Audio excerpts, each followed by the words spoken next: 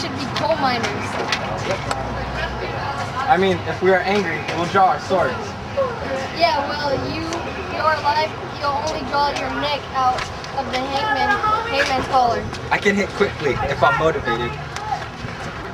But you're not quickly motivated to hit. The dog at the house of the Montagues motivates me. To be motivated is to act, and to be valiant is to face the challenge. When you are motivated, you run away. A dog of that house will motivate me to face the challenge. I will tear down the castle wall of any manner made of the Montagues. That shows you are a weak slave, because the castle wall is the weakest spot in the castle. True, and that's why women, being so weak, are always thrust to the wall. Watch me. I will push Montague's men from the castle wall and thrust his maid to their castle wall. The feud is between our masters and by extension of all their men. Makes no difference. I will be tyrant in battle. And when I have finished fighting with the men, I will be cruel to the maids. I will cut off their heads. You'd cut off a woman's head? Yes, the heads of the maids, or their virginity. Take it any way you like. It's the maids who will feel what you mean, not take it. They'll feel me alright. As long as I could keep it up, and everyone knows I'm well endowed. It's a good thing you're not a fish. If you were, you'd be dried and salted. Draw your weapon. Here come two guys from the Montague house. It's out already. You pick a fight with them and I'll back you up. You'll back me up? How? By running away? Don't worry about me. Yeah, right. Let's do this legally. Let them start with us. I'll make a face at them. Let them take it whatever way they will.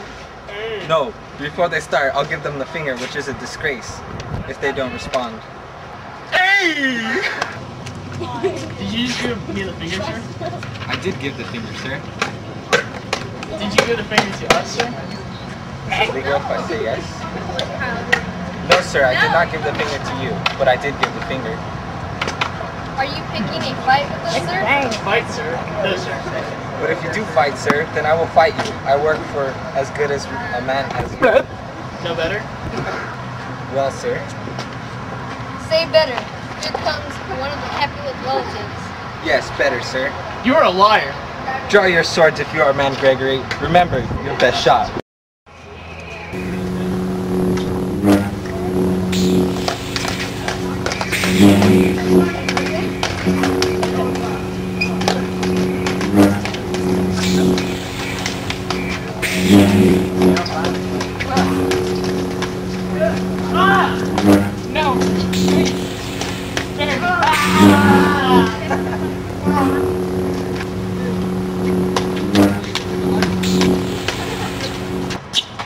Break it up, you fools. You know what you're doing.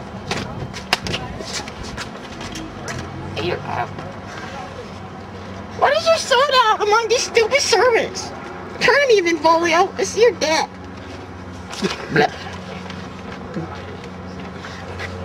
I'm only trying to keep the peace. Put your sword away, or use it to help me break up this fight. Are you kidding?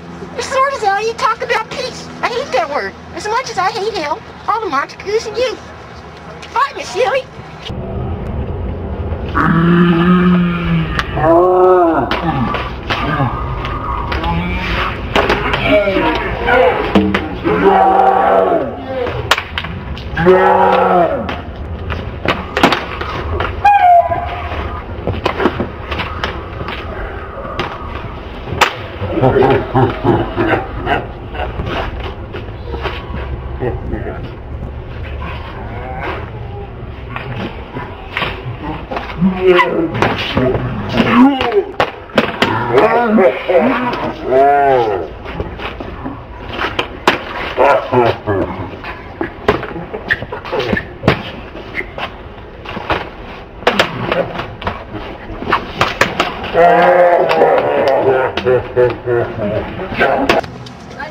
Clubs! Pikes! And more pikes! No! Strike! Beat them down! Down with the Capulet!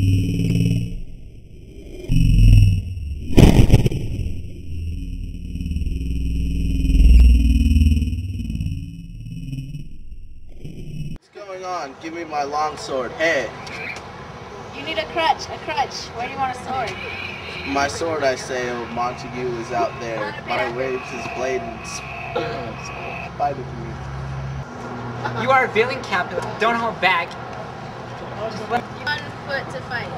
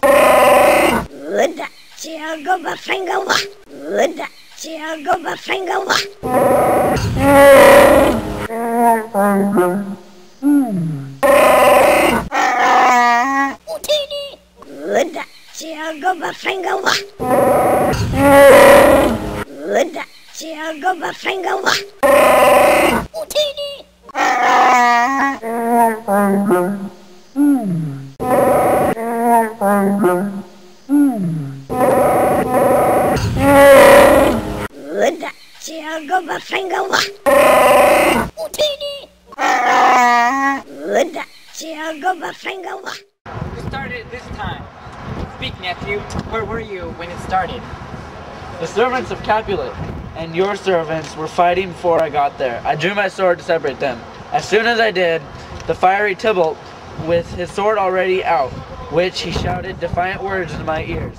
He swung about his head, slicing the air, who having not heard anything, hissed at him in scorn. While we ere enchanted crust and blood, the brawl became hotter and more fierce on both sides, until the prince came and broke it all up. Oh, where is Romeo? Have you seen him today? I am very happy he wasn't at this fight. Madam, an hour before the sun rose in the east, my troubled mind beneath the sycamore trees that grow on the city's west side. In my early morning walk, I saw your son. I went towards him, but he became aware of me and went to hide off in the woods.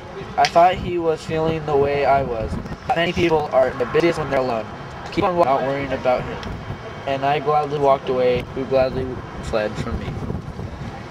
He's been seen there many mornings, crying tears that add to fresh morning's dew, adding clouds to her already head with deep sighs. But just as soon as the sun, which should make you happy, moves well about the horizon, and the goddess of morning aurora draws back at the shady bed curtains from her bed. Many depressed sons run away from the light and comes home, and locks himself in his bedroom, covers up his windows, blocks out fairy delight and artificial night. Like an omnibus, this meddles unless good advice and remove its cause. My noble uncle, do you know the cause?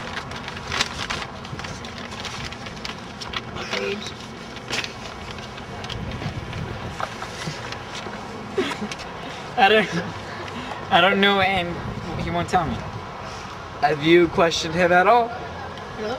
Well, myself and other friends, but he, advisor to his affections, keeps it all to himself.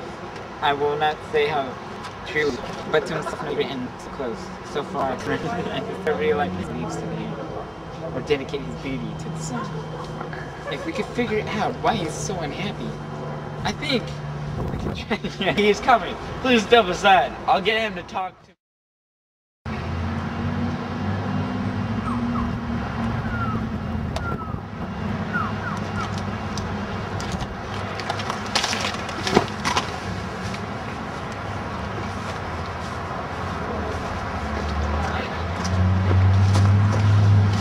Good morning, cousin. Is it morning? It's 9 a.m. Dear me, sad hours seem long. Was that my father that went so fast? It was. What sadness lengthens Romeo's hours? Not having the thing that would make them short hours. In love? Out. Of love. On the out girl I love. Alas, that love so gentle in its promise should be so strenuous and rough in reality. Alas, that love whose eyes are blindfolded should without eyes see ways to have his will done. Where should we eat? Oh me! What fight was here? Never mind, don't tell me, for I heard it all. There's a lot of this fight that has to do with hate, but also love. Why then, oh brawling love, oh love hate, oh anything of nothing first create, oh heavy lightness and serious vanity, mishaps disorder of perfectly pleased forms, feather of lead, bright smoke, cold fire, sick health, still waking sleep. That is not what love is. This love makes me feel no love in this. Why don't you laugh? No, cousin, I'd rather cry.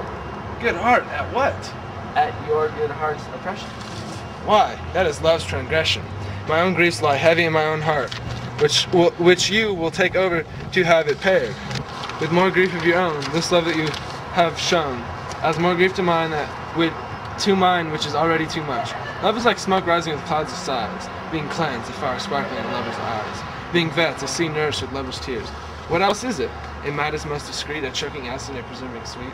Farewell, my cuz. Hold on, I'll go alone. If you leave me so depressed, you would do me wrong. Tut! I have lost myself. I am not here. This is Romeo. He's someplace else. Tell me in sadness, who is it that you love? What shall I groan and tell you? Groan? Why no. But sadly, tell me who. Bid a sick man in sadness make his will. Ah, a word that shouldn't be used to one that is so ill. In sadness, cousin, I do love a woman. I thought so when I supposed you were in love. You're right, good marksman. She's so fair who I love. A right fair mark, fair cuz, is the first hit. Well, in that hit, you miss. She shall not be hit, but keep it out. She hath Diane, the love goddess with, and in strong determination of chastity. Well armed, from those weak childish bow, she lives unharmed. She will not put up with loving language, nor tolerate the loving look. Nor does she care if a guy is rich, or she's rich in beauty, only poor. But when she dies, her beauty dies with her. Then she has sworn to remain a virgin. She has, and that decision is wasting her looks and charms. For beauty, started the woman's severity, cuts beauty off from all posterity. She is too fair, too wise, wisely too fair, to earn her own happiness by making me despair. She has sworn not to love. I didn't know that was She has sworn not to love, and in that vow, I am really dead as I stand here alive to tell you about it now. Listen to me. Forget about her. Oh, teach me how you should not forget to think. By giving freedom to your eyes to examine her beauties. That way is to call her beauty, which is exquisite, warranty question. These happy masks that cover fair ladies' faces, being black, reminds us that they have their beauty. A man that is stricken blind cannot forget the precious treasure of his eyesight that he lost. Show me a mistress that is passing fair. What purpose does her beauty serve, but as a reminder that I may see some other woman who cannot pass her beauty? Farewell, thou cannot teach me to forget. I'll prove you wrong, or else die trying. My name is Nuts, and I'm here to say I rap all day.